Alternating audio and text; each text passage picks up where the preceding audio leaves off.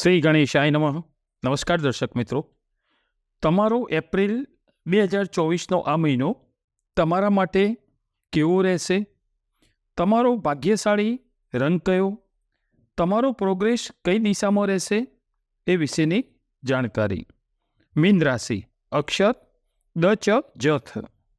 Mean રાશિ માટે April 2024નો આ સમય તમારા માટે તમારી જ રાશિમાં જ ગોચર કરતા સૂર્ય, મીન રાશિમાં ગોચર કરતા સૂર્ય એ તમને પોઝિટિવ સ્તોત્ર તમારી ઉર્જામાં વધારો કરાવશે, તમારી પોઝિટિવિટી વધારશે, જુસ્સો વધશે, આત્મવિશ્વાસ વધશે.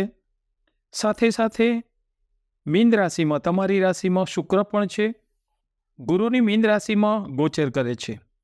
ગુરુના પરમ શત્રુ છે શુક્ર. તો પણ શુક્ર એ ભૌતિક સુખના કારક છે. તમારી ભૌતિક સુખાકારી વધારશે. સૂર્ય શુક્રની 7મી દ્રષ્ટિ તમારી રાશિથી 7મા સ્થાને એટલે કે તમારા દાંપત્ય સ્થાને રહેશે. એ સારા યોગ બનશે. 7મું દાંપત્ય જીવન, તમારા જીવનસાથીનું આ સ્થાન. અહીં જેના લગ્ન ન થયા હોય એના માટે આ સમય ઉત્તમ થશે. તેમને ઉત્તમ પાત્ર આ સમય પ્રાપ્ત થઈ શકે. તમે કોઈ પ્રેમ કે એવો સારો કોઈ હોય એમાં તમને સફળતા મળે, એમાં તમને સારો એવો સહયોગ મળી રહે, બધાયની એમાં મંજૂરી મળી રહે. તમારા જીવનમાં કોઈ સારું પાત્ર પણ આનાથી આવી શકે છે. આવો યોગ અહીંયા તમને જોવાય. જો તમારી જન્મકુંડળીમાં મંગળ દોષ, શનિ દોષ એવું કોઈ નેગેટિવ વસ્તુ નહીં હોય તો અહીંયા આ યોગ તમને ઉત્તમ સફળતા અપાવશે.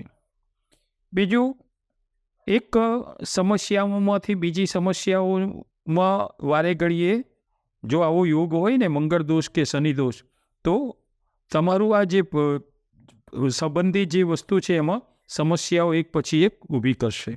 એટલે કે એમાં સફળતા નહીં થવા દે જો આવા મંગળ કે શનિના દોષો હશે તો. અહીં બીજું, તમારી રાશિમાં રાહુદેવ, ગુરુની મીન રાશિમાં રાહુનું હોવું એટલે અહીંયા ગુરુની રાશિમાં રાહુ અને સાથે સૂર્યનું સાથે હોવું, એનાથી 2 અશુભ યોગ બનશે. એક તો સૂર્ય સાથે હોવાના લીધે રાહુ સૂર્યથી ગ્રહણ દોષ બનશે, અને ગુરુની મીન રાશિમાં રાહુ હોવાને કારણે ગુરુની રાશિને કારણે ગુરુ અને રાહુથી અહીંયા ચાંડાલ દોષ પણ બનશે. એટલે ચાંડાલ દોષ તેમજ ગ્રહણ દોષ અહીંયા થશે. અહીંયા તમને આની અસર એવી રહેશે કે અમુક સમય તમને સાચું દિશા સૂચન નહીં મળે. તમને ઓપ્શન થશે કે આ વસ્તુ કરું કે આ કરું. તમને સાચું પરફેક્ટ કે મારે આ જ કરવું છે એવું સાચું દિશા સૂચન અહીંયા તમને કદાચ ના મળી શકે આ યોગના લીધે.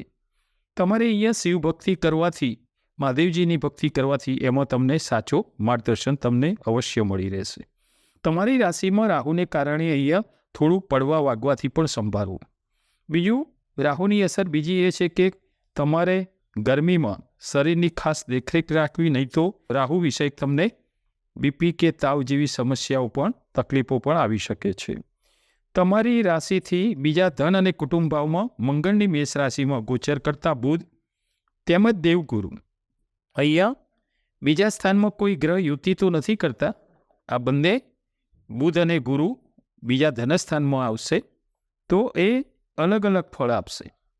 અહીંયા તમારી બુદ્ધિ અને વાણીથી તમે આ બુધની ઇફેક્ટ છે એનાથી તમે તમારી બુદ્ધિ અને વાણીથી સારું તમે આવક ઊભી કરશો, સારું ધન પ્રાપ્ત કરી શકશો. બીજું, ગુરુદેવને કારણે તમે ધાર્મિક કાર્ય પણ કરી શકો. ગુરુ જે છે એ તમને સારું ધાર્મિક કાર્ય ઘરમાં કરાવે. બુધ અને ગુરુની આ 7મી દ્રષ્ટિ તમારી રાશિથી 8મા સ્થાન પર રહેશે. એટલે તમારે અહીંયા આકસ્મિક આવતી તકલીફોનો તમે સારો માનસિક રીતે તમે પ્રિપેર થઈ અને તમારી બુદ્ધિશક્તિથી એનો સારો નિવેડો લાવી શકશો. ગુરુની 5મી દ્રષ્ટિ, એ ગુરુની દ્રષ્ટિથી સારું ફળ મળશે. ગુરુની 5મી દ્રષ્ટિ તમારી રાશિથી 6ઠ્ઠા સ્થાન પર થતાં તમને અહીં તમારા શત્રુઓથી તમને રાહત અપાવશે. જે ગુપ્ત શત્રુઓ તમારી રૂબરૂ કશું ના બોલે પણ તમારા ગયા પછી તમારું અહિત જે કરતા હોય એ તમારું અહિત નહીં કરી શકે. બીજું, ગુરુની 9મી દ્રષ્ટિ તમારી રાશિથી 10મા કેન્દ્ર પિતા અને કર્મસ્થાને રહેશે અહીં તમને તમારા પિતાથી સારો સહયોગ મળી રહે. પિતાના સુખમાં તમને સારું એવું પિતાનું સુખ તમને મળી રહે અને તમારું કર્મ પણ ધર્મને આધીને રહે. માંગલિક કાર્યો તમે પણ કરી શકો. અહીંયા તમારી રાશિથી 12મા સ્થાનેથી શનિની કુંભ રાશિમાં ગોચર કરતા મંગળ તેમજ શનિ જે છે એ અને મંગળ તમારી રાશિમાં મીન રાશિમાં ગોચર કરે છે. અહીંયા તમને ધાર્યા કરતાં વધુ થઈ શકે તેવી સમસ્યાઓ, તમે ના ધારી હોય એવી સમસ્યાઓ એક પછી એક ઊભી કરી શકે. અહીંયા તમારે ખર્ચા ઉપર પણ નિયંત્રણ રાખવું પડશે. મંગળની તેમજ શનિની 7મી દ્રષ્ટિ તમારી રાશિથી 6ઠ્ઠા સ્થાનેથી રહેશે. અહીંયા રોગ અને રીપુ તેમજ કર્જ આ સ્થાનને પ્રભાવિત કરે છે. આ ત્રણેય વસ્તુથી સંભાળવું. કોઈ આરોગ્યની દ્રષ્ટિએ ધ્યાન રાખવું. રીપુ એટલે કે કોઈ ગુપ્ત શત્રુ છે એનાથી સાવચેત રહેવું અને અતિશય ખર્ચથી કોઈ ઋણ ન વધે, કર્જ ન વધે એનું પણ તમારે અહીંયા ધ્યાન રાખવું પડશે. બીજું, મંગળની 4થી દ્રષ્ટિ તમારી રાશિથી 3જા સ્થાન ઉપર રહેશે. અહીંયા તમને મંગળથી માન પ્રતિષ્ઠા, 3જું સ્થાન માન પ્રતિષ્ઠામાં વધારો કરાવશે. તમારું પરાક્રમ સાહસ પણ અહીંયા તમને એમાં વૃદ્ધિ થાય. ભાઈઓથી પણ અહીંયા સારું રહે. બહેનોના સુખમાં પણ અહીંયા તમને ભાઈ બહેનોના સુખથી તમને સારું જોવાય. મંગળની 8મી દ્રષ્ટિ તમારી રાશિથી 7મા કલત્ર ભાવ પર રહેશે. અહીં તમને તમારા જીવનસાથીથી સારો સાથ સહકાર મળી રહેશે. શનિદેવની 3જી દ્રષ્ટિ તમારી રાશિથી બીજા ધન કુટુંબ ભાવ પર રહેશે. અહીંયા તમને તમારા કૌટુંબિક સંબંધમાં થોડો ઉતાર ચઢાવ થતો જોવા મળશે. શનિની 10મી દ્રષ્ટિ અહીંયા જોઈએ તો તમારી રાશિથી 9મા ભાગ્યસ્થાન ઉપર રહેશે. અહીંયા તમને તમારી મહેનતના ફળ તો અપાવે, પરંતુ એટલું મહેનતનું જ ફળ મળે. ભાગ્યનું જે નસીબનું જે મળવાનું હોય એ તમે ના મેળવી શકો. ભાગ્યનો સહકાર અહીંયા ઓછો જોવાય. તમને અહીં શનિદેવની મહાદશાનો પ્રથમ તબક્કો અહીંયા તમને ચાલી રહ્યો છે. પ્રથમ તબક્કો એવું કહેવાય છે કે મસ્તકથી પસાર થાય છે, જેથી તમને અહીંયા કારણ વગરની પરેશાનીઓ, ચિંતાઓ, બોધરેશન, કાર્યભાર, અતિશય વર્કલોડ આ બધું તમને અહીંયા કરાવે. મસ્તકને લઈને તમને આ બધી સમસ્યાઓ ઊભી કરે. જો જન્મકુંડળીમાં સારા યોગ હોય તો તમને અહીંયા આવી બહુ અતિશય ખરાબ નહીં જોવાય અસર એની, પરંતુ તમારી જો એની સાથે સાથે દિનચર્યા જો સારી હશે ને તો શનિદેવની મહાદશામાં પણ તમને સારું જ જોવાશે. દિનચર્યા એટલે તમે સાત્વિક જીવન જીવતા હશો અને કોઈ પણ રીતે કોઈનું અહિત નહીં કરતા હો. તમારો તો સ્વભાવ છે, જે આગળ પણ વાત કરી છે અને હજી પણ કહીશ કે તમારો સ્વભાવ જે સેવાભાવી પરોપકારી છે, એને લીધે શનિદેવ ન્યાય કરતા છે અને એ સારા કર્મ કરનારને, શુભ કર્મ કરનારને ચિંતા રાખવાની જરૂર હોતી નથી. એમને શુભ ફળનું એમને વહેલું મોડું એનું સારું ફળ એમને પ્રાપ્ત થતું હોય છે. અહીં તમારું પ્રોગ્રેસ, તમારી ઉન્નતિ ઉત્તર દિશાથી થતી તમને જોવાશે. તમારો ભાગ્યશાળી રંગ સફેદ જોવાશે. વિદ્યાર્થીઓ માટે એપ્રિલ 2024નો આ સમય વિદ્યાર્થીઓ માટે સારો છે. તમારે જાતે મહેનત કરવી પડશે અને આ સમયને વધુ ઉત્તમ બનાવવો પડશે. અહીં તમને અભ્યાસ માટેના માહોલમાં થોડી સમસ્યાઓ આવશે. તમને એવો માહોલ પણ નહીં મળે, છતાં તમારે માહોલ ઊભો કરી અને તમારે મક્કમતાથી એનો સામનો કરી એમાંથી માર્ગ કાઢવો પડશે.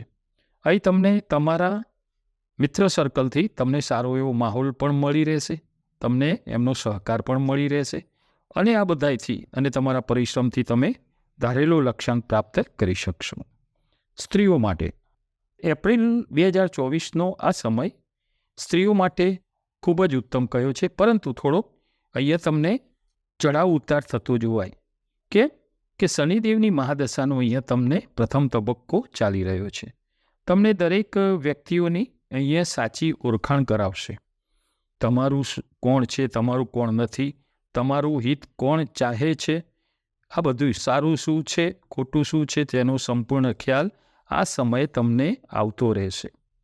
તમારી એક પોઝિટિવ વસ્તુ છે કે જે સેવાભાવી વૃત્તિ છે, તેમજ ખાસ તમારો પરોપકારી સ્વભાવ, જે આપણે આગલા વિડીયોમાં જોઈ ગયા કે તમારું વ્યક્તિત્વ મીન રાશિનું વ્યક્તિત્વ કેવું છે, એમાં કહી ગયા કે તમારું પરોપકારી સ્વભાવ, ઘરનું કામ પડતું મૂકી અને બીજાના કામમાં દોડતું જવું, બીજાના દુઃખમાં દુઃખી થવું, એને મદદરૂપ થવું, આ જે સ્વભાવ છે એને લઈને તમને અહીંયા કોઈ ખરાબ ઇફેક્ટ નહીં આપે. શનિદેવ પણ તમને સારું ફળ અહીંયા આપશે. બીજાનું હિત કરવાની જે તમારી નીતિ છે એના કારણે તમને તમારા પરિવારને પણ સંકટોમાંથી રક્ષણ મળશે. તમારું આ સમયે પણ શુભ અને કલ્યાણ થઈ શકે છે. તમારે શક્ય એટલું હનુમાનજીની ભક્તિ કરવી, હનુમાન ચાલીસાના પાઠ કરવા, એનાથી તમને ખૂબ જ સારું જોવા છે. તો આ હતું એપ્રિલ 2024નું મીન રાશિ માટેનું ફળકથન. નમો નારાયણ.